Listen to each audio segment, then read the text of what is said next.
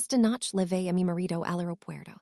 Pensé que sería solo otro viaje de negocios cualquiera, pero cuando íbamos de regreso al coche, mi hijo de 7 años me apretó la mano con tanta fuerza que me hizo daño. Se inclinó hacia mí y me susurró al oído. Mamá, por favor, hoy no volvamos a casa. Esta mañana escuché a papá planear algo sobre nosotros. Por favor, esta vez tienes que creerme. Y yo le creí. Por eso me escondí con él en la oscuridad, vigilando nuestra propia casa con el corazón despejado. Lo que Roman 6 después cambió nuestra vida para siempre.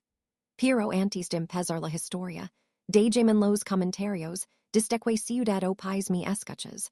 Y no olvides dejar tu like y suscribirte, para que este canal siga creciendo, y pueda traer historias todavía más intensas. Las luces seguidoras de la terminal de salidas del aeropuerto internacional giran los ojos de Laura. El aire frío del aire acondicionado chocaba con el calor del abrazo de su marido, Sergio. A su lado, Nico, su hijo de 7 años, permanecía quieto, aferrado confuso la correa de su mochila con dinosaurios. Laura respondió al abrazo de Sergio y inhaló el aroma del perfume masculino que conoce de memoria. Como siempre, el persia impecable. La camisa azul planchada, el cabello perfectamente peinado y una sonrisa tranquilizadora. Para cualquiera, ellos persian una familia perfecta y cariñosa. Este viaje de negocios es importantísimo, amor, dijo Sergio con su voz grave y convincente. Luego se agachó frente a Nico y le revolvió el cabello. Cuida bien de mamá mientras papá está fuera, solo serán unos días. Nico no sonrió, apenas asintió con la mirada fija en su padre. Para Laura, aquello era solo parte del carácter reservado de su hijo, observador, silencioso, siempre atento. Sergio no le dio importancia. Rio suavemente besó la frente del niño y se incorporó. La marana mi viulo en cualquier momento, mi voy. Besó también la frente de Laura y la miró con ternura. Te lamo en cuanto adoras. Tend cuidado, ida descansar, los quiero. Laura asintió. Cuidate, por favor. Avisanos cuando legs. La sonrisa encantadora de Sergio, esa que siempre había derretido su corazón, fue lo último que vaya antes de que él tomara el asado su maleta y caminara hacia el control de seguridad. Ella y Nico se quedaron entre la multitud, observando como la figura de Sergio se hacha cada vez más pequeña hasta desaparecer detrás de las puertas automáticas de cristal. Su partida de Joe un vacío extraño entre ellos, como siempre. El eco de los pasos sobre el mármol y los anuncios de viulo volveron a llenarlo todo. Vamos, campeón, volvamos a casa, dijo Laura al fin, tomando la mano de Nico. Al tocarlo, sintió que estaba helada. Caminaron por el largo pasillo hacia el estacionamiento, sus pasos resonando juntos. Laura intentó romper el silencio. Cuando legimos quieres leche caliente con chocolate. Nico murmuró algo casi inaudible, un sonido que no supo interpretar. Supuso que estaba cansado. Llegaron al nivel del estacionamiento, tenumente iluminado y casi vacío. El aire allí se sentía denso, sofocante. Laura pulsó el mando y el coche parpadeó con un pitido suave. Se acercaba la puerta del conductor cuando sintió un tirón brusco en la muñeca. Sobresaltada, se giró. Nico estaba rígido, aferrándose a ella con tanta fuerza que le clavaba las uñas. Su rostro, bajo la luz amarillenta, era pálido como el papel. Sus ojos, desorbitados, reflejaban un miedo que Laura nunca le había visto. Nico, ¿qué pasa? ¿Has visto algo? Preguntó agachándose a su altura con el corazón acelerado. El niño negó enérgicamente, tragó saliva y sus labios temblaron. Se inclinó hacia su oído y susurró casi sin voz. Mamá, no volvamos a casa. Laura frunció el ceño, desconcertada. Como que no volvamos, es tarde, cielo. Nico negó aún más fuerte. Su agar se hizo doloroso. No, mamá, no volvamos, insistió con desesperación. Esta mañana escuché a papá. Hablaba por teléfono en su despacho. Yo lo oí sin querer. La confusión de Laura creció junto con un nudo de ansiedad. Escuchaste que, Nico. El niño respiró hondo, como si reuniera valor. Papá estaba planeando algo sobre nosotros. dijo que después de que durmiéramos, que todo debía quedar resuelto. Su voz no era la misma, mamá, sonaba horrible, mi Dio mío. Las lágrimas le llenaron los ojos. Por favor, mamá, esta vez tienes que creerme. Esa frase golpeó allora como un martillo. Recuerdo cuando semanas antes Nico dijo haber visto un coche con un hombre extraño vigilando la casa. Ella lo ignoró, creyendo que era imaginación.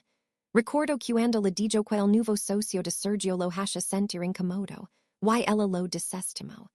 Ahora, sin embargo, la mirada del niño no tenía nada de fantasía, era puro terror. Nico podía ser calado, pero jamás inventaba historias para llamar la atención. Y su rugo, esta vez cream, sonaba demasiado sincero para ser ignorado. Laura sintió el corazón golpear el estómago. No sabía. Que creer, si confiar en el marido perfecto que acababa de despedirse con cariño, o en su hijo aterrorizado. Pero si existe siquiera una mínima posibilidad de que Nico diga la verdad, no podía arriesgarse. Asintió lentamente y le secó las lágrimas con una mano temblorosa. Está bien, cariño, mamá te cree. Sin saber cuál era el plan de Sergio, ni si realmente lo había malinterpretado, Laura solo tuvo claro que esa noche no regresarían a casa. Abrió la puerta del coche, ayudó a Nico a sentarse en el asiento trasero y le abrochó el cinturón. Luego se sentó al volante, con las manos temblorosas. Encendió el motor y tomó la salida contraria, lejos de su ruta habitual hacia la urbanización. Condujo sin un destino claro, alegendos por instinto del lugar que ya no sentía seguro. Tras varias vueltas, se estacionó en una calle sin salida, cerca del residencial, oculta tras una fila de locales cerrados. Desde allí se veía la entrada a su urbanización, a unos 100 metros de distancia. Laura apagó el motor. Vamos a esperar un momento aquí, dijo en voz baja. El silencio dentro del coche que sobre ellos como un peso insoportable. Solo se oyen los grillos entre los arbustos al otro lado de la calle, y la respiración agitada de Laura dentro del coche. Apagó también las luces interiores, sumiendo el vehículo en una penumbra total. Nico permanecía inmóvil en el asiento trasero, la mirada clavada en la rígida entrada del residencial, sin pestañear. Laura miraba el reloj del salpicadero una y otra vez. 9:40, 9:50. Cada minuto se estiraba como si fuese una hora entera. Poco a poco, la duda comenzó a infiltrarse en su mente. ¿Qué estaba haciendo realmente? Se sentía ridícula, sentada en un coche apagado en una calle sin salida, con su hijo temblando de miedo, solo por un susurro que quizá había interpretado mal. Sergio debía estar llevando hacia su reunión de negocios. Tal vez Nico había tenido una pesadilla, una punzada de culpa le atravesó al pensar que estaba dudando de su marido. Sentía frío, no solo por el coche apagado, sino por ese miedo difuso que le reptaba por la espalda. De pronto, Nico susurró. A lo mejor te equivocas, mamá. Quizá deberíamos volver a casa. Ali estarmos más calentitos.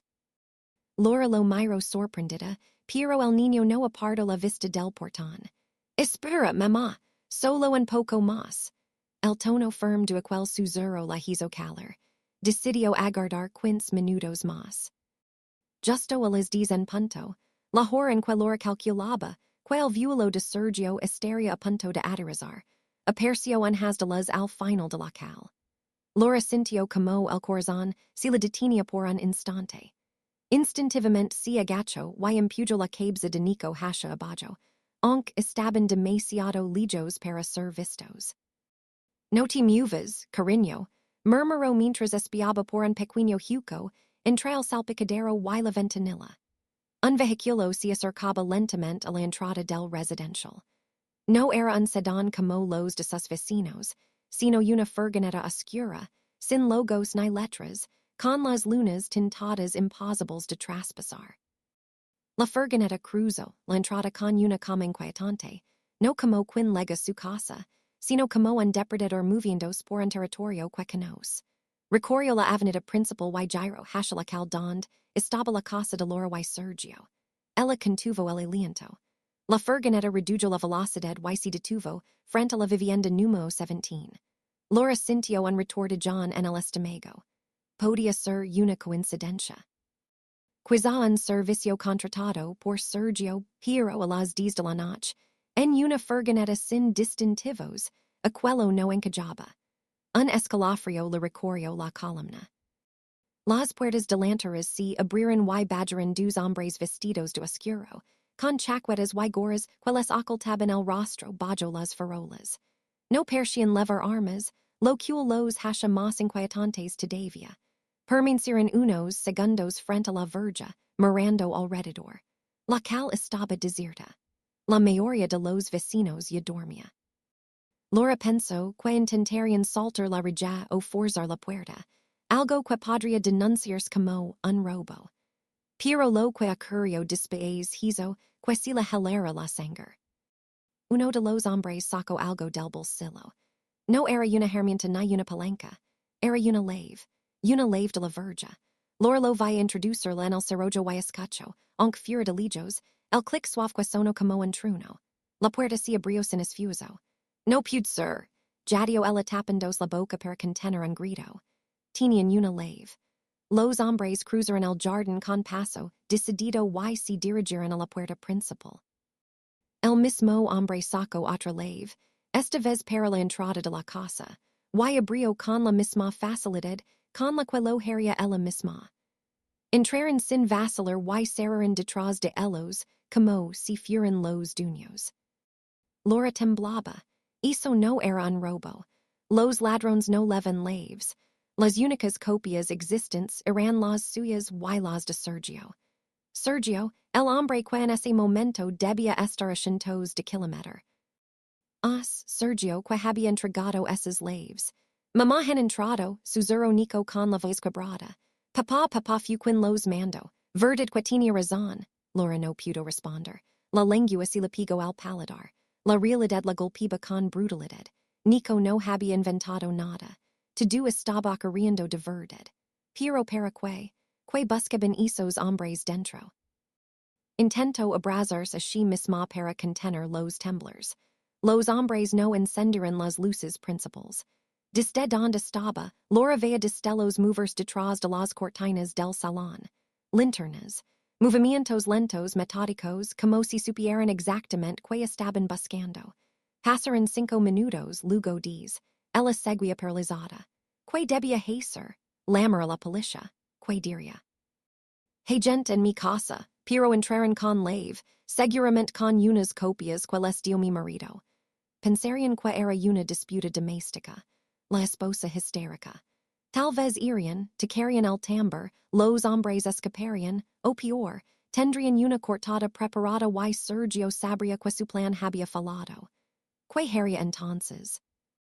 Mientras su mente giraba sin rumbo, un olor extraño se filtró en el coche.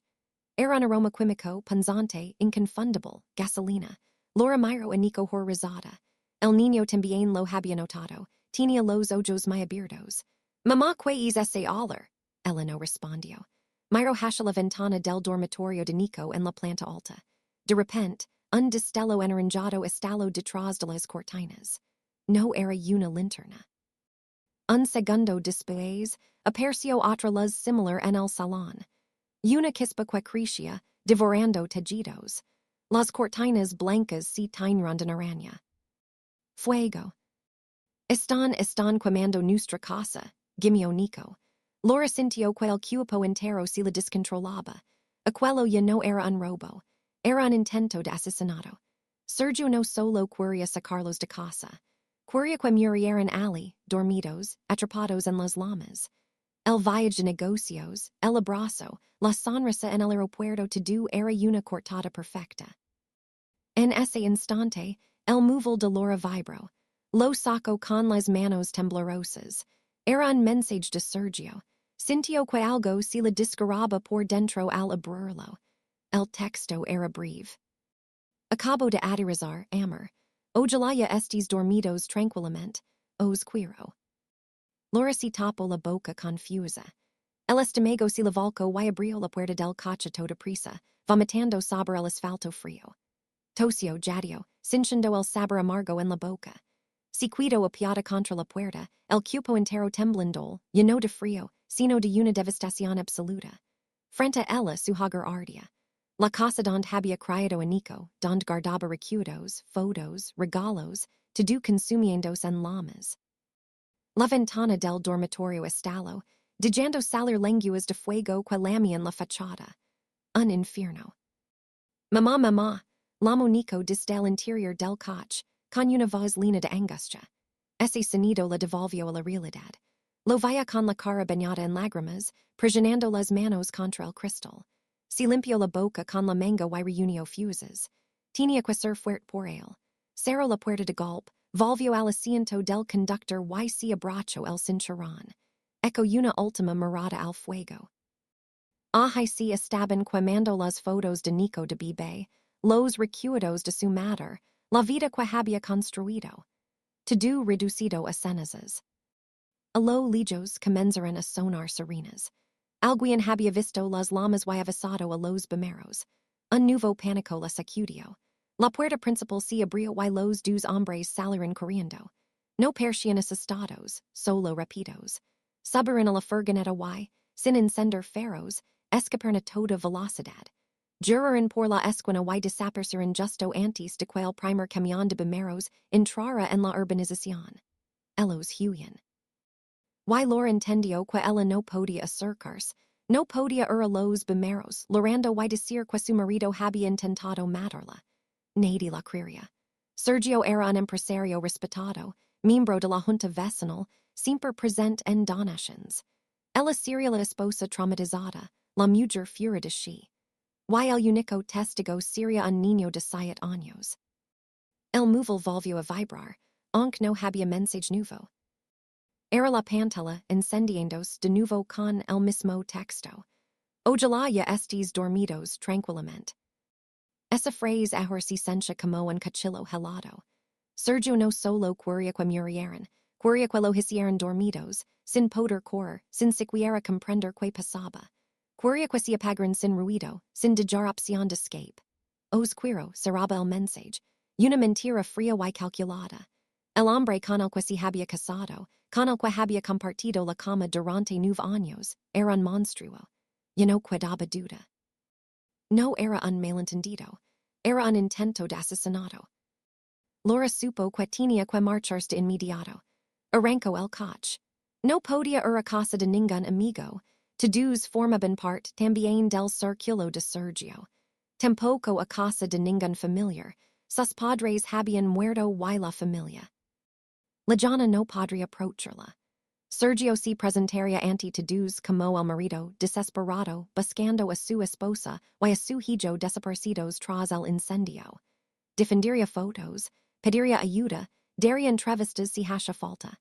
El mundo entero, sin saberlo, sería sus ojos. Ella y Nico se convertirían en fugitivos perseguidos por el hombre que se suponía debía approacharlos. Su mente iba a 1000 por hora. Necesitaba a alguien que Sergio no conociera, alguien fuera de su entorno, inteligente, fuerte y de absoluta confianza. Entonces recordó una escena de años atrás, en el despacho de su padre, Don Alberto, poco antes de que él muriera.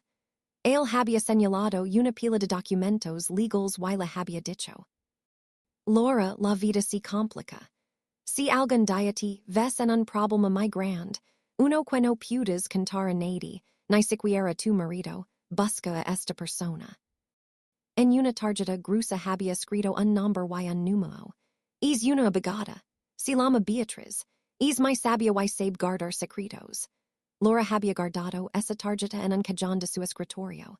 Aquel cajón ahora ardía en la casa, pero ella seguía recordando el nombre, Beatriz. Recordaba también, de forma vaga, la dirección del despacho en la zona antigua de la ciudad. Esa era su única esperanza. Tomó un desvía que le llevaba el coche del residencial y de las serenas. Mientras conducía, miraba cada rato por el retrovisor. Cada vez que un vehículo se acercaba demasiado, saber todo si era una furgoneta oscura, el corazón se le disparaba. Se sentía como una presa casada. No tenía nada. Su cartera, su documento de identidad, el dinero en efectivo. To do estaba en el bolso que había dejado en el salón, ahora devorado por el fuego. Solo conservaba el teléfono, el coche, la ropa que lavaba puesta y a su hijo. Nada más. Pero eso tenía que bastar. Al fin, el coche se detuvo frente a un edificio antiguo de dos plantas, en una zona casi desierta del casco viejo. El reloj marcaba la una de la madrugada. Muchas farolas no funcionaban y el yeso de la fachada estaba agrietado. Un letrero deslucido rezaba, Bufit jurídico Beatriz en asociados, con las letras casi borradas por el tiempo. Aquel lugar parecía abandonado. La duda volvió a morderla. Habría legado bien. Seguiría Beatriz viva. Seguiría trabajando ahí. Apagó el motor y el silencio los envolvió. Nico dormía en el asiento trasero, rendido por el agotamiento. Laura miró la batería del teléfono. Apenas un 15%. Buscó por internet el número del Bufit y llamó. El tono sonó varias veces, pero nadie contestó. Era lógico. A esa hora, la oficina estaría cerrada. Desesperada, apoyó la frente en el volante. Las lágrimas de frustración amenazaban con estallar. Que iba a hacer ahora? Dormir en el coche. De pronto, el móvil vibró en su mano. Una llamada entrante desde un número desconocido. Laura dudó, temiendo que fuera Sergio, pero no tenía options. Descolgó. Hola. La voz de una mujer mayor, ronca pero firme, sonó al otro lado. Ha llamado tres veces seguidas al teléfono de mi despacho a estas horas, señorita. Supongo que no es para hablar de impuestos. ¿Con quién hablo? Soy Laura. Balbuceo. La hija de Don Alberto Herrera. Estoy delante de su oficina. Necesito ayuda. Yo no hablo por teléfono, la interrumpió la mujer con brusquedad. A 50 metros frente a usted hay un callejón junto a una tiendita de comestibles. Medes aje. Verá una puerta de madera verde a la izquierda. Lame tres veces. Deprisa. La llamada se cortó. Sin pensarlo, Laura encendió el motor, avanzó hasta el callejón indicado y, efectivamente, encontró una puerta verde disgustada. Aparcó en un rincón poco visible y se giró hacia su hijo. Nico, despierta cariño, ya hemos legado. El niño parpadeó, desorientado. Laura lo sacó del coche y lo cargó contra su pecho mientras se dirigía a la puerta. Llamó tres veces despacio. La puerta se abrió casi sin ruido.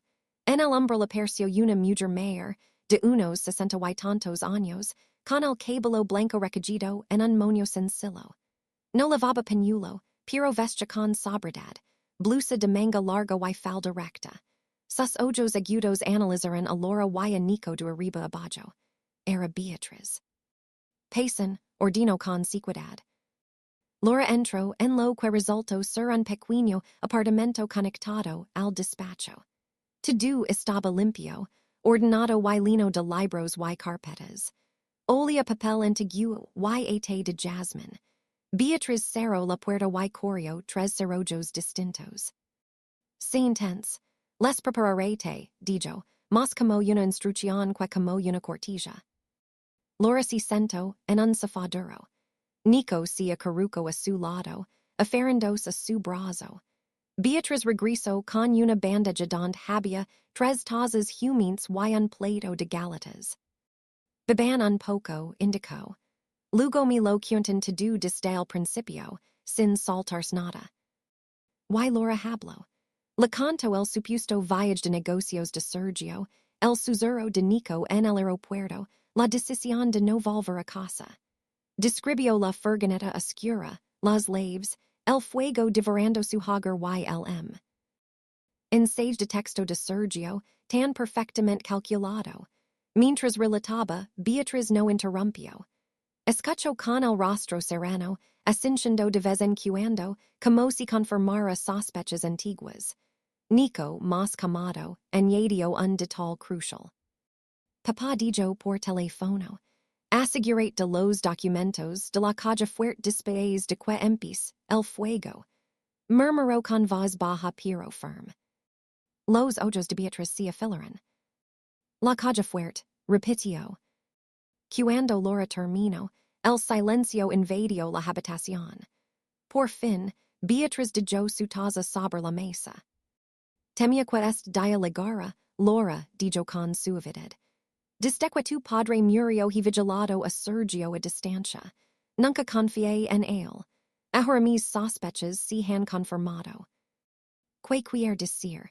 Preguntó Laura con la voz temblorosa. Que Sergio leva tiempo detrás de la herencia de tu padre. Laura frunció el ceño. Que herencia? Mi padre solo dejó la casa, la que ahora está destruida, y un pequeño fondo para los estudios de Nico. Todavía seguimos pagando el coche a plazos. Sergio siempre decía que su negocio iba justo. Beatriz esposo, una sonrisa amarga. Eso es lo que Sergio sabía. Y lo que tu padre quería que todos creyeran. Pero tu padre era un hombre muy rico. Detestaba a los vagos y a los avariciosos, y vaya esos defectos en Sergio desde el principio. Se levantó y sacó una carpeta gruesa de un archivador cerrado con llave. Tu padre hizo dos testamentos. El primero, el que Sergio conoce, es un señuelo. El segundo, el verdadero, lo guardé yo en un lugar seguro. Abrió la carpeta. En el testamento auténtico, tu padre dejó sus principales bienes, propiedades en varias ciudades, oro, colecciones de arte, inversiones y títulos, en un fideicomiso muy estricto. Ese fideicomiso solo puede liberarse cuando se cumple una de dos conditions. ¿Cuáles? Susurró Laura. La primera, que tu cumples 40 años. Tu padre quería que fueras lo bastante madura para manjar esa fortuna. Laura, que tenía 32, contuvo la respiración. ¿Y la segunda condición? Preguntó, aunque temía la respuesta. Beatriz la miró fijamente. La segunda es que tú, como heredera principal, y Nico, como segundo heredero, muráis los dos. Laura se tapó la boca. Todo encajaba. De algún modo, Sergio había descubierto la existencia de ese segundo testamento. Su negocio estaba en ruinas, agado en deudas de jugo y inversiones fallidas.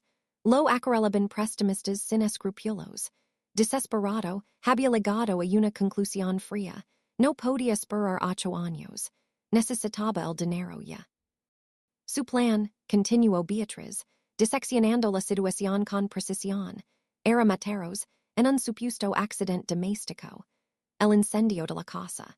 Con su cortada de vida de negocios, se presentaría como viudo destrozado. Sin vosotros, usaría los certificados de defunción para reclamar el fideicomiso. Como único adulto cercano, los tribunales acabarían concediendo el control de esos bienes. Laura permaneció en silencio, llorando sin lágrimas. Toda su vida, todo su matrimonio, se revelaba como una trampa. Follow, susurró al cabo, estamos vivos. Follow por Nico, asintió Beatriz. Y lo más importante, él no lo sabe. Ahora mismo Sergio cree que ya sois cenizas. Volverá rodado de cámaras, como viudo destrozado. Organizará un funeral simbólico y empezará a mover papels. Cerró la carpeta. Quería que esos hombres cayeran documentos de la calle fuerte, añadió. Sí, pero se equivocó. Lo que realmente importa no estaba allí. El fideicomiso está blindado y la documentación clave no se encontraba en vuestra casa. Beatriz miró a Laura con seriedad. Tu padre no era ingenuo. No confío solo en el testamento.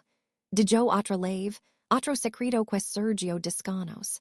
Y ahora ese secreto es nuestra única arma. El pequeño apartamento de Beatriz se sentía como un refugio en medio del desastre. Afuera, la vida de Laura se había reducido a cenizas. Dentro, empezaban a trazar un plan. Laura sostenía una tazia tibia, con Nico dormido sobre su regazo, agitado por el miedo. Cada respiración le dolía en el pecho. El hombre con el que había compartido 9 años de vida, el padre de su hijo, había intentado quemarlos vivos. No es solo codicia, dijo Beatriz, rompiendo el silencio mientras revisaba un tomo grueso en el escritorio. Es desesperación. Y una persona desesperada es mucho más peligrosa que alguien simplemente avaro. Le mostro allora una pagina con varias anotaciones. He tirado de algunos contactos. Las deudas de jugo de Sergio en casinos ilegales del extranjero son enormes. Además, desvía dinero de sus propios clientes en inversiones fraudulentas. No solo está en la ruina. Si enfrenta a cargos de estafa, y los usureros que le prestan dinero no son precisamente gente patient. Laura trajo saliva. Entonces, esto no es solo por la herencia de mi padre. La herencia es su salida de emergencia, respondió Beatriz. La única forma de pagar todo de golpe y para empezar de cero. En su mente retorcida, vuestra muerte era la única solución, si ve acordado. Laura cerró los ojos. Cada vez que parpadeaba ve las llamas devorando su casa. ¿Cómo vamos a demostrarlo? Murmuró. Tiene una cortada. Estaba en otra ciudad. Quien nos va a creer? Pensarán que estoy loca por el trauma. No lo probaremos con palabras, respondió Beatriz, firme. Lo haremos con lo que Sergio ha dejado atrás. Se inclinó hacia Laura. Nico dijo que Sergio quería que sus hombres cayeran algo específico de la calle fuerte. Eso es importante. She asintió Laura. Les dijo que se aseguraran de los documentos de la calle fuerte después de que se encendiera el fuego. De repente, recordó un detalle. Esa calle fuerte lo instaló mi padre. Era ignífugo y resistente. Lo que hubiera dentro debería estar intacto. Exacto, dijo Beatriz. Sergio creía que dentro había títulos de propiedad o el testamento verdadero. Quería esos papeles para acelerar sus reclamaciones, pero se equivocaba. Mi padre no habría sido tan imprudente, negó Laura. No habría dejado documentos tan importantes en casa, y menos sabiendo que Sergio conoce la combinación. Si la dio cuando on confiaba en él. Beatriz frunció el ceño, pensativa. Sergio conoce la combinación, murmuró. Entonces, ¿por qué no abrió la calle antes de irse? ¿Por qué mandar a otros después del incendio? Quizá quería que perciera un robo, aventuró Laura. O tal vez no quería que quedaran sus huellas allí. Mamá, la voz de Nico, suave pero clara, las hizo jurar. No estaba dormido, solo tenía los ojos cerrados, escuchando. Ahora se incorporaba con un gesto serio. Yo sé lo que papá quería encontrar. Beatriz y Laura se miraron, sorprendidas. Laura le acarició la mejilla. ¿Qué era cielo? No eran los papeles del abuelo, dijo Nico. Eran papeles de papá. Tomo antes de continuar. Hace unas semanas me desperté por la noche para ir a beber agua y escuché a papá gritando en el despacho. Estaba enfadadísimo al teléfono. Dijo, no me amenaces. Todos mis apuntes están aquí. Si yo caigo, caes todos. Laura lo recordó vagamente. En ese momento había pensado que Sergio estaba solo muy estresado. Después de eso, persiguió el niño, papá empezó a abrir la calle fuerte muy a menudo. Lo Roman 6 desde la rendija de la puerta. Sacaba un cuaderno negro pequeño, como un diario. Escribía en él con cara de miedo. Luego lo guardaba otra vez. Un diario. Sergio, el hombre que presumía de tenerlo todo en la tablet while móvil, escribiendo en papel. Nico, ¿estás seguro? Preguntó Laura. Segurísimo. Y esta mañana, cuando papá hablaba por teléfono en el aeropuerto, lo oí decir. El plan sigue en marcha. Quemadlo todo, pero aseguraos del cuaderno negro de la calle fuerte. Es mi seguro. Necesito ese cuaderno. Lo demás podéis destruirlo, pero el cuaderno tiene que sobrevivir. El silencio se volvió más pesado. Dios mío, susurró Beatriz, mirando a Nico con mezcla de asombro y admiración. Este niño. si apoyo en el respaldo, hilando las ideas. Sergio no intentaba hacerse con la herencia desde la calle fuerte, concluyó. Intentaba recuperar o proteger su seguro. Mi seguro, repitió Laura. No confiaba ni en los hombres que contrató. Tendría apuntado to do saber ellos. Las deudas, los nombres de los usureros y, quizá, los detalles de este plan para matarnos. Exactamente, afirmó Beatriz. En sus ojos brilló una chispa nueva. Guardo ese diario en una caja fuerte ignifuga, un lugar seguro que conoce bien. Planeaba recuperarlo después, una vez consumado el accidente, para chantagear a sus usureros o mantener a raya a los incendiarios. No pretendía destruir ese cuaderno, lo llamó su seguro. Pero el fuego, murmuró Laura. Encender en el fuego y no se lever en el cuaderno. Nico dijo que Sergio quería que lo cayeran después de que empezara el incendio, razonó Beatriz. No les dio tiempo. Las serenas llegaron demasiado pronto. Se asustaron y huyeron. Las tres se quedaron calladas, midiendo el alcance de aquello. La calle fuerte era ignifuga. La casa estaba destruida, pero la calle seguía allí, entre los restos.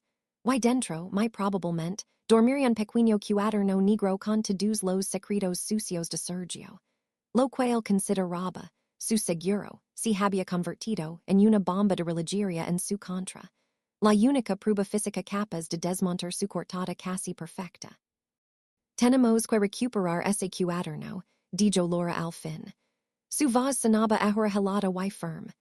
Antes de que Sergio se dé cuenta de que follow, y envía alguien más a por él. Beatriz curvó apenas los labios, en una sonrisa dura. Sergio no enviará a nadie, Laura. Vendrá él mismo. Hará su papel de viudo destrozado, y luego intentará recuperar el diario con sus propias manos. Tenemos que leer antes que él. Mientras tanto, en otra ciudad, Sergio cruzaba la puerta de legadas del aeropuerto. Acababa de aterrizar. Caminaba con paso seguro, el rostro relajado. Miró su reloj, las 22:30. Perfecto. Justo a tiempo.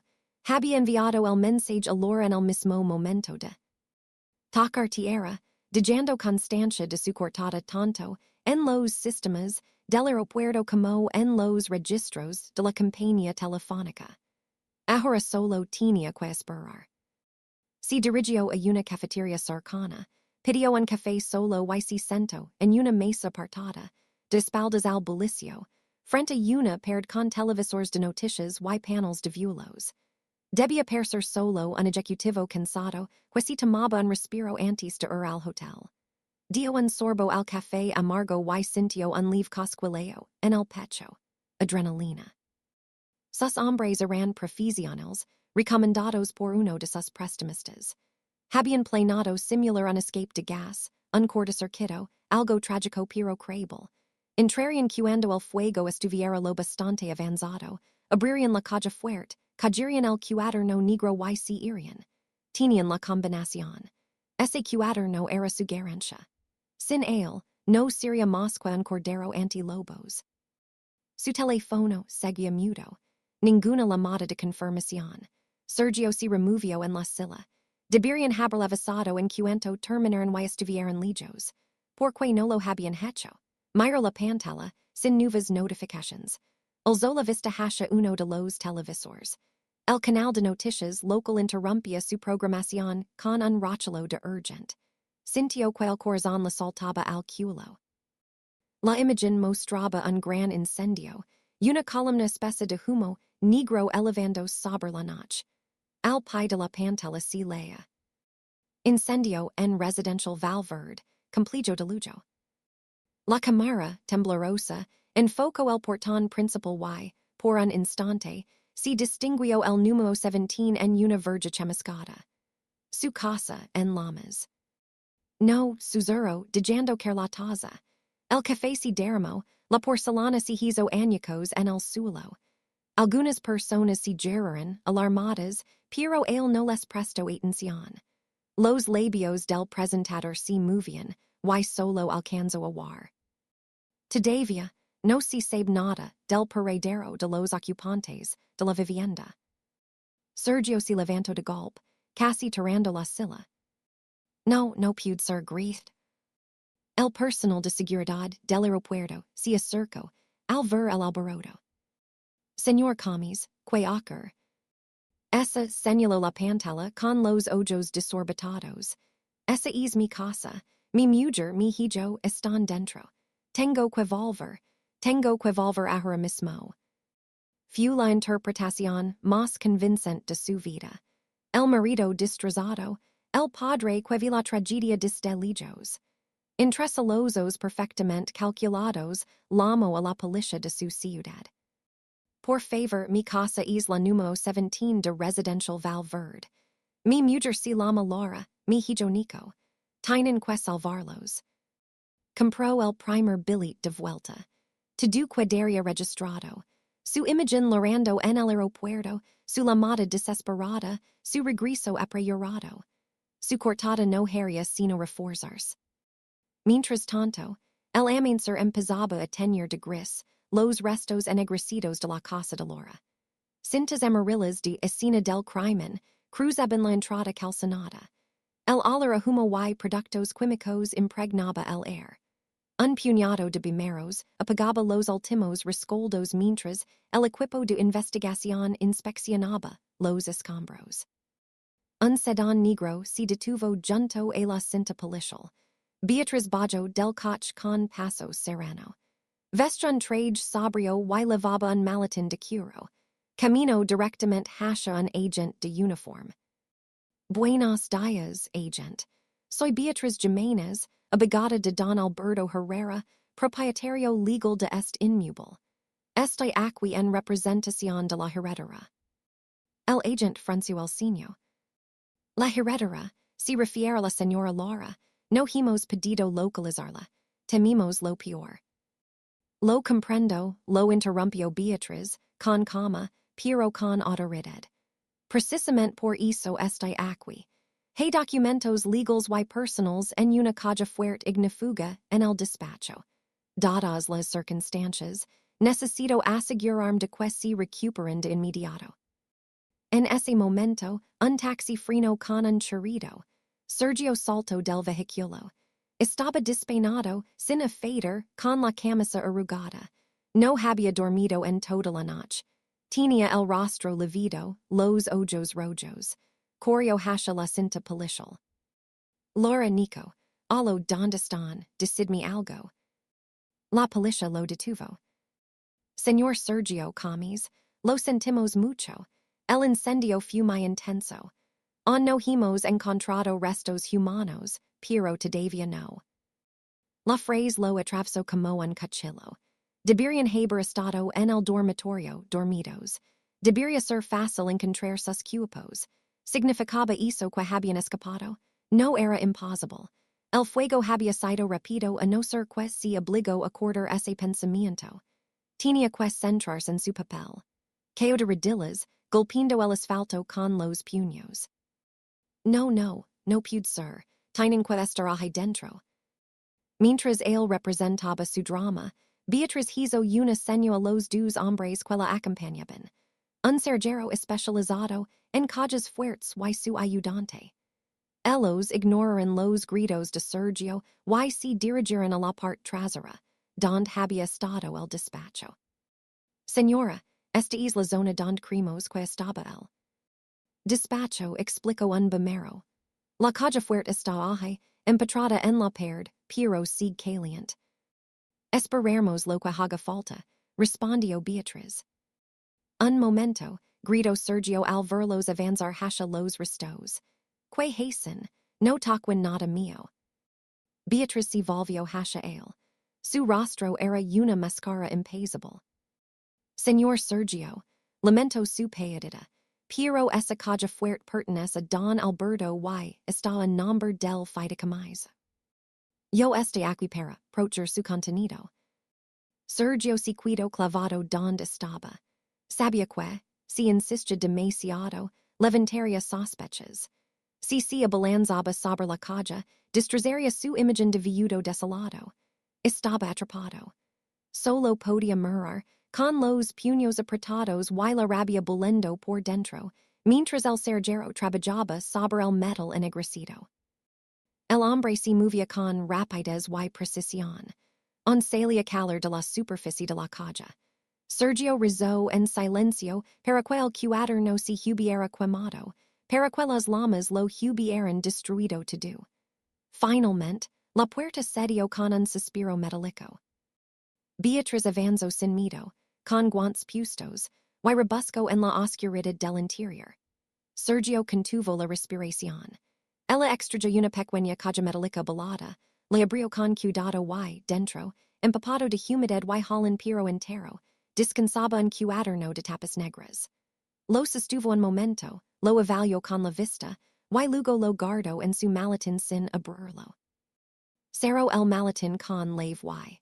Entonces, miró directamente a Sergio durante unos segundos que a él le parecieron eternos.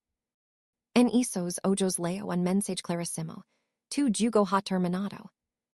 Sergio comprendió al instante que su plan no solo había fracasado, sino que se había vuelto contra él. El cuaderno que debía salvarlo se convertía ahora en la prueba que podría hundirlo. Y lo peor, estaba en manos de la única persona que no podía comprar, ni intimidar, ni engañar. De vuelta en el apartamento de Beatriz, solo se oyó pasar de las páginas. El anuncio ya había llegado, pero para Laura la noche no había terminado.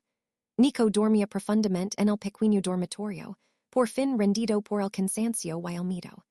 Laura, en cambio, estaba sentada al otro lado de la mesa de la cocina, con la mirada clavada en el cuaderno negro abierto bajo la luz. Beatriz levaba casi una hora leyendo. Su rostro se mantenía sereno, pero la tensión en la mandíbula la dilataba. Finalmente, cerró el cuaderno con suavidad. El chasquido sonó como una puerta de celda. Es peor de lo que imaginábamos, dijo con voz ronca. Este cuaderno lo es todo. Alzó los ojos hacia Laura.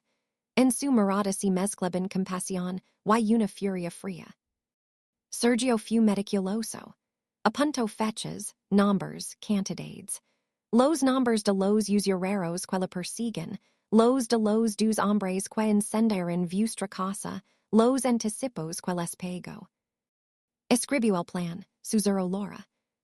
She no lo llama asesinato, claro, replicó Beatriz. Lo llama solución final. Describe los detalles de su viaje como cortada, las fechas de los billets, incluso borradores del mensaje que te envió. Apartó el cuaderno como si le quemara las manos. También escribió sobre ti. Dice que eres demasiado ingenua y confiada, que no vi la hora de resolver todo esto, para empezar una nueva vida con el dinero de tu padre. Incluso planeó unas vacaciones al extranjero después de tu periodo de luto. Cada frase era una bofetada. Ingenua, crédula. Había amado a un hombre que la consideraba una tonta útil y que había planeado su muerte mientras sonría en la mesa del comedor. Tenemos la prueba, dijo Laura con la voz quebrada. Podemos ir a la policía. Podemos, admitió Beatriz, y este cuaderno es una prueba muy fuerte. Pero Sergio es astuto. Contradará a los mejores abogados, alegará que el diario es falso o que lo escribió bajo coacción. Estirará el caso años. Los usureros no declararán. Los incendiarios desaparecerán. Se inclinó hacia adelante. No queremos solo que vea presión, Laura. Queremos destruirlo del todo. Queremos que confes. Necesitamos pelarlo cometiendo otro delito que no pueda negar. Al otro lado de la ciudad, en la habitación de un hotel caro, pagado con los últimos límites de sus tarjetas, Sergio iba de un lado a otro como una fiera engelada. La actuación de viudo destrozado en la escena del incendio había salido bien, pero ahora el problema era otro. La policía había declarado oficialmente a Laura y a Nico como desaparecidos. No había restos humanos entre los escombros, ni huesos, ni dientes, nada que confirmara su muerte. Sin certificados de defunción, no podía cobrar el seguro de vida, ni reclamar el fideicomiso. El teléfono vibró, una llamada desde número desconocido. Sintió un vuelco. Podía ser un usurero, o peor, uno de los incendiarios reclamando el resto del pago al no haber conseguido el cuaderno. Dijo sonar. Después arrojó el móvil sobre la cama. Estaba atrapado, sin dinero, sin su seguro, convencido de que el cuaderno estaba ya en manos de Beatriz y de que Laura y Nico seguían vivos en algún lugar, escondidos con ella. Tenía que conseguir dinero. Tenía que extraer la herencia antes de que ellos la usaran contra él. Repaso mentalmente los bienes que conocía. Solo uno le parecía accesible, algo que Laura mencionaba a menudo, un legado personal de su padre, una caja de seguridad en un banco antiguo del centro. Ella decía que su padre había guardado ali recuerdos de la infancia, pero Sergio siempre sospechó que había algo más. Un listado de activos, certificados de oro, quien sabía.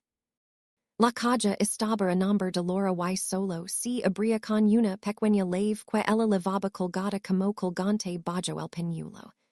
Esa lave, en su mente, debía haber derretido en el incendio. Lo que Sergio no sabía era que ese depósito era precisamente la trampa que Don Alberto había preparado. Beatriz se lo explicó, con calma Laura esa noche. Tu padre era muy meticuloso. No dejó la herencia en un solo lugar. Sus activos están repartidos en más de una docena de cajas de seguridad en distintos bancos, a nombre de identidades falsas. Para extra ellas se necesitan dos cosas. El testamento verdadero, que tengo yo, y la lista de localizaciones de las cajas, que está guardada precisamente en la caja de seguridad que Sergio conoce. La del banco del casco antiguo, preguntó Laura. Esa misma. Tu padre sabía que recordarías las historias de tu infancia sobre ese banco. También sabía que Sergio te escuchaba, por eso la usó como carnada. Esbozo, una sonrisa casi imperceptible. La caja se abre con dos laves idénticas. Una te la dio a ti, la que levabas colgando. La otra me la entregó a mí. Sergio ignora por completo la existencia de esta segunda lave. Los engranajes empezaron a encajar en la mente de Laura. Entonces, continuó Beatriz, ahora mismo Sergio está desesperado. Sabe de la existencia de esa caja y está convencido de que dentro está la ruta hacia la riqueza. Hará lo que se por abrirla. Solo tenemos que dar la oportunidad. El plan era sencillo y brillante. Beatriz tenía un informante. Un empleado de bajo rango en una de las empresas donde Sergio había invertido, un joven llamado Damián, también endeudado por el yugo. Lo usaría como señuelo. Damián contactaría a Sergio con una historia creíble. Le diría que días antes del incendio, Laura, aterrada y a punto de huir, le había confiado lo único valioso que había pedido salvar de casa, un pequeño colgante con una lave. Diría que ahora necesitaba dinero rápido para pagar sus propias deudas y que estaba dispuesto a vendérsela sin hacer preguntas. Sergio, al ver eso, no sería capaz de resistirse. Como pago final por el engaño, Beatriz acordó borrar cierta deuda del joven y ofrecer protección. 2 días después, Sergio recibió aquella llamada en el aparcamiento de un centro comercial. Damián, nervioso pero bien instruido, representó a la perfección su papel. Le mostró la lave, pequeña, gastada, idéntica al amuleto que Laura levaba siempre al culo. Sergio le dio casi todo el efectivo que le quedaba cambio. Se retiró apretando la lave en el puño, convencido de haber ganado. Laura habría sido lo bastante tonta como para confiar en un desconocido, pensó. Ahora él tenía lo que necesitaba. Solo quedaba un obstáculo. Con Laura supuestamente muerta y desaparecida, como justificar que él abriera esa caja. Pasó la noche confeccionando documentos falsos. Un certificado de defunción de Laura, obtenido a través de contactos turbios, y un poder notarial falsificado donde ella, supustamente, lo autorizaba a gestionar esa caja si le pasaba algo. Lo tenía to-do listo. Al día siguiente, a las 10 de la mañana, se reuniría con el director del banco. Ha mordido el anzuelo, informó Beatriz a Laura esa misma noche. Mañana tain, cita en el banco de la ciudad vieja. Levará la lave y los papeles falsos. El director lo detendrá, preguntó Laura. El señor Dario Campos, director del banco, era amigo intimo de tu padre, respondió Beatriz. Sabe toda la verdad. La policía también estará allí, pero no lo arrestarán en el vestibulo. La miró fijamente. Sergio tiene que ser sorprendido en pleno acto. El señor Campos lo acompañará a la sala de cajas y allí, en una sala privada, terminará su jugo. El aire en la sala de cajas del banco estaba frío y olía a metal y hormigón. El silencio era tan profundo que Laura podía oír su propio corazón latiendo en los oídos. Estaba sentada en una silla de madera dentro de una pequeña cabina, de esas donde los clientes revisaban el contenido de sus cajas. A su lado, Nico le apretaba la mano. En la esquina, de pie, Beatriz y dos agents de policía de paisano esperaban. Habían legado una hora antes por la puerta trasera de empleados. El director, Dario Campos, un hombre alto de cabello gris, los había conducido hasta la zona de cajas sin que nadie en el vestibulo los viera. El reloj marcaba las 10 en punto cuando Laura escuchó pasos en el pasillo de mármol. Reconoció ese ritmo al instante. El corazón se le desplomó en el pecho. Era Sergio. Qué tragedia tan horrible, señor Sergio, si oí la voz compasiva de Campos desde fuera. No pudo imaginar por lo que debe estar pasando. La voz de Sergio sonaba cascada, cargada de tristeza ansiada. Gracias, señor Campos. Solo quiero resolver cuanto antes los asuntos de mi esposa. Es demasiado dolorosa. Laura apretó los dientes. Qué fácil le salían las mentiras. Por supuesto, respondió Campos. Trajo toda la documentación y la lave. Sió el crujido de papeles. Aquí tiene. Este es el certificado, y este el poder que el afirmó unas semanas antes de todo esto. Estaba muy estresada y quería que yo me encargara de sus finanzas si le pasaba algo. Laura casi se atragantó. Jamás había firmado nada parecido. Todo parece en orden, comentó el banquero con fingida naturalidad. Acompañem, por favor. Los pasos se acercaron. Pasaron de largo frente a la cabina donde Laura se ocultaba. Notó que Nico le apretaba todavía más la mano. Los pasos se detuvieron delante de una caja de seguridad. Esta es la lave del banco, explicó Campos. Ahora use la suya, por favor. Metal contra metal. Un clic. La puerta de la caja se abrió. Laura imaginó a Sergio conteniendo la respiración, esperando encontrar lingotes de oro o documentos millenarios. Verá, señor Sergio, añadió Campos. Según nuestros registros, la señora Laura diseñó un tutor para supervisar la apertura de esta caja. Es un trámite formal para protección del heredero. Esa persona ya lo espera en una sala privada, si no le importa. Un tutor. Sergio sonaba desconcertado. Pero yo soy su marido. El heredero sería nuestro hijo, y está muerto. Es un tutor nombrado por el padre de la señora Laura, aclaró Campos. Solo es una formalidad. Pase, por favor. Él ya está dentro.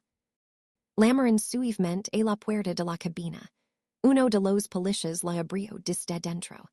Sergio apareció en el umbral, entornando los ojos para acostumbrarse a la luz más tenue. Parecía más envejecido que una semana atrás, odroso, demacrado por el estrés. Esperaba encontrarse con un abogado o algún pariente lejano. En vez de eso, vaya su esposa. Laura estaba sentada con un peñuelo azul claro anudado al cuello, el mismo que él le había regalado por su cumpleaños. Lo miraba fijamente. En sus ojos no quedaba ni rastro de amor, solo un odio frío que lo atravesó como una hoja de hilo. A su lado, Nico, el hijo al que había intentado quemar vivo en su propia cama. El rostro de Sergio se desmoronó. No fue un gesto de sorpresa, sino de auténtico pavor, como quien topa con un fantasma al que crea haber enterrado. La sangre se le retiró del rostro hasta dejarlo casi transparente. Abrió la boca, pero no salió sonido alguno. Retrocedió un paso, tropezando, levantando las manos como si quisiera espantar aquella visión imposible. El silencio, en la pequeña sala era tan denso que casi dolía. Entonces, la vocecita de Nico lo quebró. Nos buscabas, verdad papá?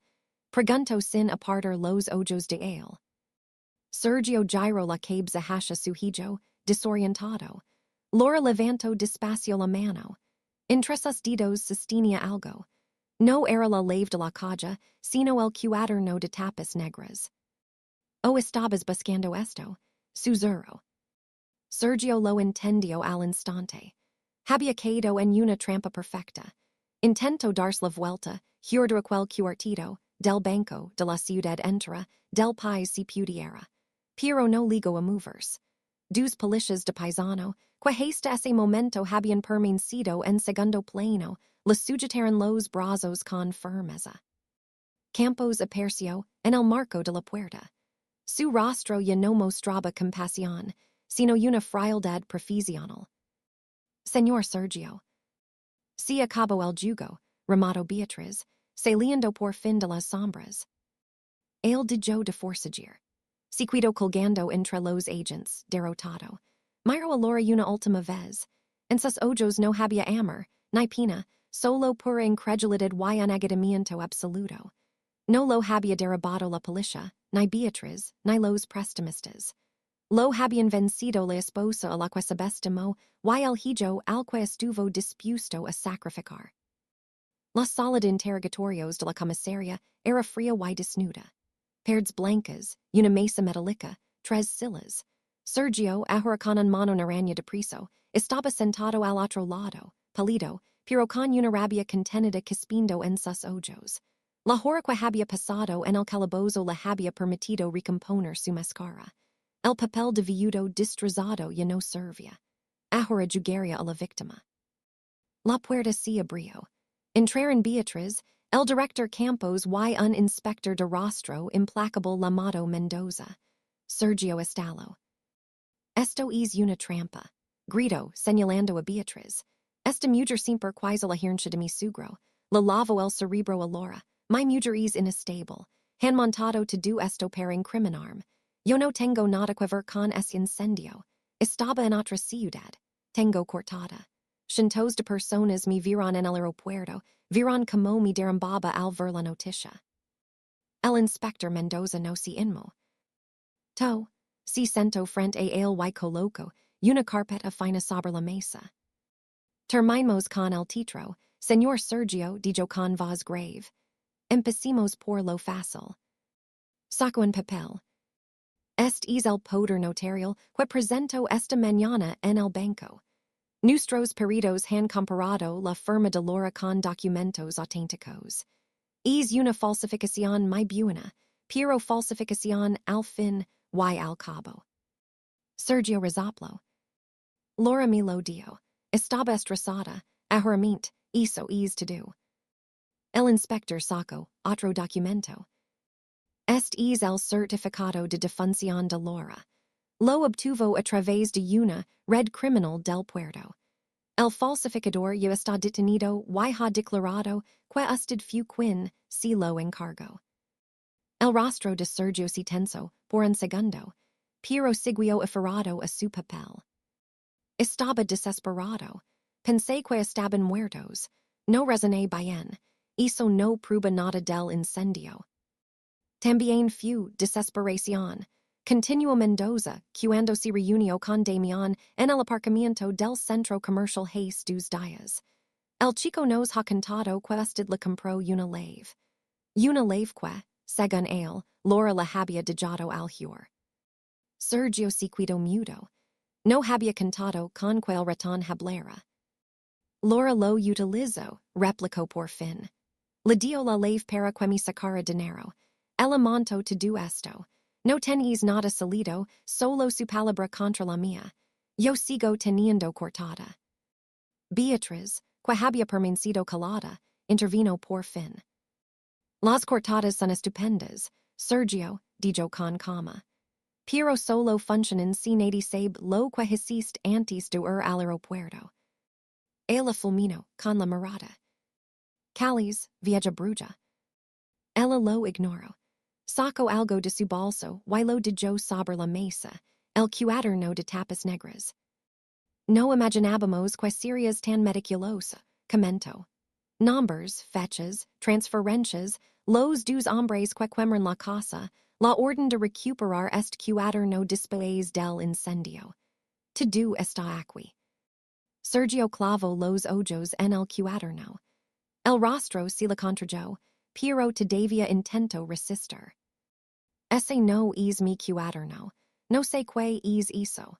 Lo habéis metido vosotros en la caja fuerte. Me habéis tendido una trampa. El inspector, Mendoza negó con la cabeza. Este diario es solo leyenda, dijo.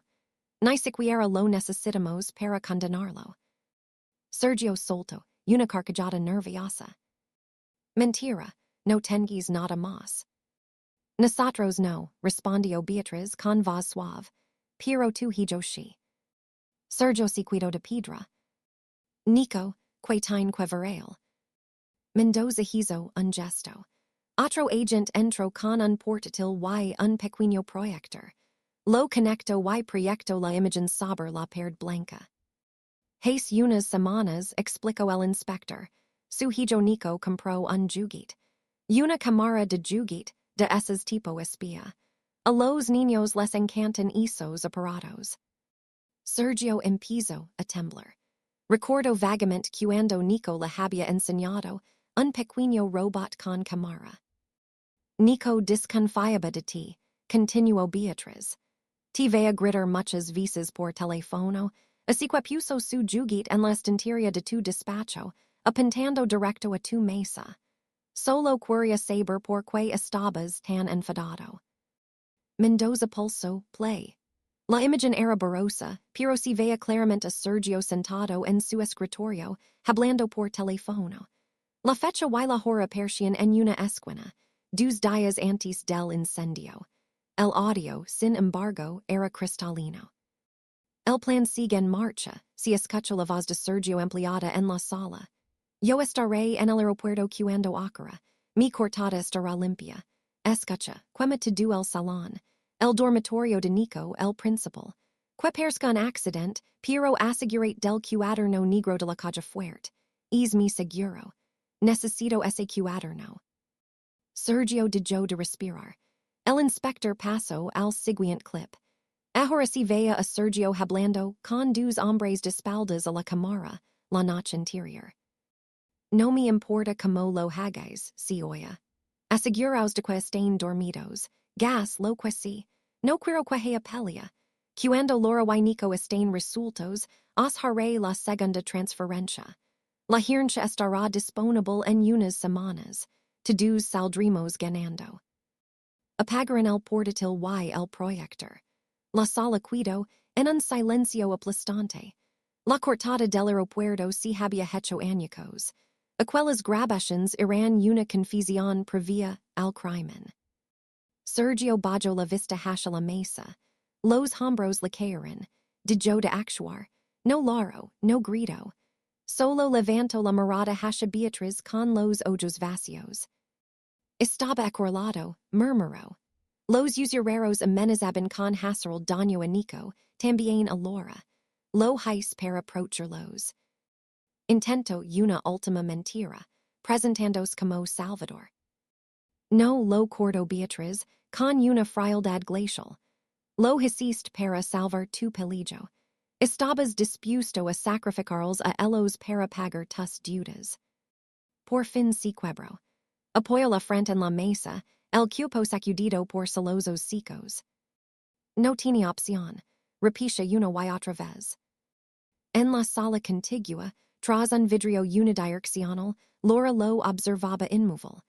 Tenía a Nico abrazado contra el pecho, y le tapaba las orejas para que no oyera la confusión. Pero el Sheila escuchó entra. Vi. O al hombre, al que había amado reducido, a un criminal patético, dispuesto a convertirlos en cenizas por dinero. Ya no quedaba amor, tampoco pena. Solo un frío absoluto y, poco a poco, una inmensa sensación de alivio. Si había acabado. Las cadenas, que la ataban a ese hombre si habían roto para siempre. El juicio de Sergio fu rapido y se volvió noticia nacional. La historia del empresario ejemplar, que intentó asesinar a su propia familia, la esposa aparentemente ingenua que sobrevivió, el niño calado que se convirtió en héroe to do eso capturó a los medios. La sala se llenó en cada audiencia. Laura y Nico no asistiron nunca. Beatriz los representó, protegiéndolos del cerco mediático. Las pruebas eran demoledoras. El diario negro, los documentos falsos, el testimonio de Campos, el del falsificador del certificado, el de Damián y, sobre todo, las grabaciones del jugit espía de Nico. Los abogados de Sergio alegaron que las grabaciones eran ilegales, que él había sido manipulado, que estaba sometido a una presión extrema. Nada funcionó. Ligo el día de la sentencia. Más delgado envejecido, Sergio escuchó al juez calificar sus actos como una de las peores traiciones posibles contra la familia y contra la confianza humana. Lo declaran culpable de todos los cargos: planificación de asesinato, tentativa de doble homicidio, incendio premeditado y falsificación de documentos. La condena: cadena perpetua sin posibilidad de libertad condicional. Cuando lo sacaron por última vez de la sala, cegado por los flashes, ya no quedaba rastro del hombre elegante que había sido. Solo un río derrotado. Y su castigo no terminaba ahí. Dentro de la cárcel, Sergio no era nadie. No tenía dinero para comprar protección. La noticia de que había dejado por escrito nombres y detalles de usureros y sicarios en su diario se filtró. Había roto el código del mundo del crimen. Aquellos alrededores, con contactos dentro de prisión, no se lo perdonaron. Su vida entre rejas, tal como había predicho Beatriz, se convirtió en un infierno. Miedo constante, amenazas, agresiones. Perdió la libertad, la familia y cualquier resto de reputación. Solo le quedó el remordimiento y el terror al día siguiente. Semanas después de la condena, Laura y Beatriz regresaron al banco de la ciudad vieja. Esta vez levaban una orden judicial legítima, y la leva auténtica que Beatriz había guardado. Abrieron la caja a nombre de Laura. Dentro no había oro ni joyas, solo una carta de su padre y un cuaderno pequeño. La carta, escrita a mano, estaba llena de cariño. Don Alberto explicaba por qué había ocultado su fortuna. Solo quería que encontraras tu propia felicidad, hija. No una felicidad comprada con dinero. El dinero es solo una herramienta. En malas manos, destruye. El cuaderno contenía la lista de las demás cajas de seguridad. Una docena de bancos, nombres falsos, números de caja. Un auténtico mapa del tesoro. Les levo meses regularizar todo legalmente. La herencia resultó ser mucho mayor de lo que Laura jamás había imaginado. Una fortuna capaz de mantener a generations. Pero aquel dinero pasaba, sabiendo que casi había sido la causa de su muerte. Laura tomó una decisión. Vendió todo lo que quedaba a nombre de Sergio o vinculado a él, y donó ese dinero a orfanatos y organizaciones benéficas. No quiso tocar ni un centavo manchado por él.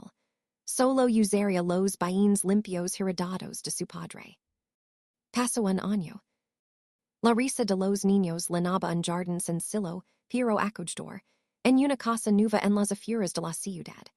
No era una mansión, Sin un hogar luminoso y cálido, lejos de las sombras del pasado. Laura estaba sentada en el porche, con un pañuelo de colores vivos al culo, removiendo una taza de té de jasmine. Si la veía serena, las líneas de tensión en su rostro casi habían desaparecido. Nico, ya de 8 años, corría por el césped persiguiendo mariposas. Seguían terapia, pero las pesadillas eran cada vez menos frecuentes. Hablaba más, reía más. Poco a poco, volvía a ser un niño. Laura no se limitó a vivir de la herencia. En el centro de la ciudad, un edificio nuevo lucha en Rochelo. Fundación Legado Herrera. Con la guía de Beatriz, Laura destinó el dinero de su padre a crear una organización con dos objetivos. Ofrecer becas completas a niños brillantes de familias humildes, niños observadores como Nico. Y proporcionar ayuda legal gratuita y refugios seguros para mujeres y criaturas atrapadas en relaciones abusivas o manipuladoras. Transformó la herencia que casi la mata en una herramienta para salvar a otros. Ese sería su verdadero legado. Nico corrió hacia el porche con una margarita blanca en la mano. Es para ti, mamá dijo sonriente. Laura aceptó la flor. Sintió que el corazón se le llenaba de calor. Gracias, mi amor. Él le abraza. Gracias por creerme, mamá. Laura le devolvió el abrazo confusa, besando la coronilla. Aquellas palabras que en el estacionamiento del aeropuerto había pronunciado entre lágrimas y terror, ahora sonaban líneas de paz. Sí. La cuetain que dart las gracias soy yo, susurro. Tú eres mi hero. Tú nos salvaste. Se quedaron sentados juntos en el porche, contemplando el jardín bañado por la luz dorada de la tarde. La sombra de Sergio se había desvanecido. El fuego ya era solo un recuerdo. Del otro lado, les esperaba un amanecer nuevo, un futuro seguro y el amor indestructible entre una madre y su hijo, que habían pasado literalmente por las llamas y habían salido victoriosos.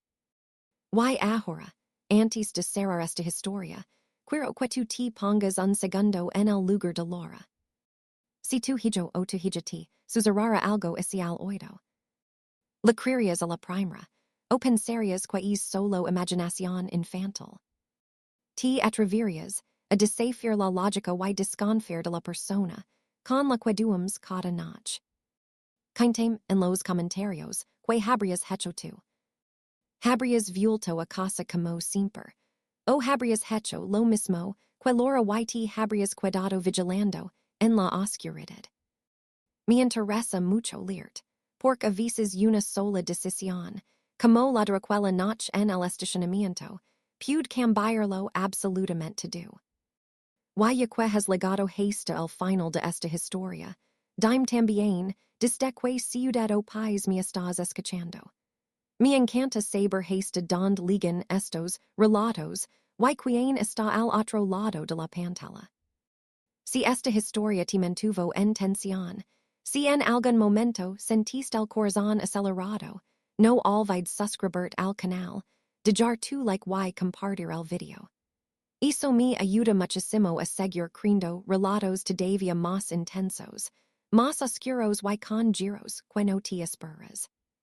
Activa también la campanita para que YouTube te avise cada vez que suba una nueva historia, porque te aseguro que lo que ven después puede ser incluso más perturbador que lo que acabas de escuchar.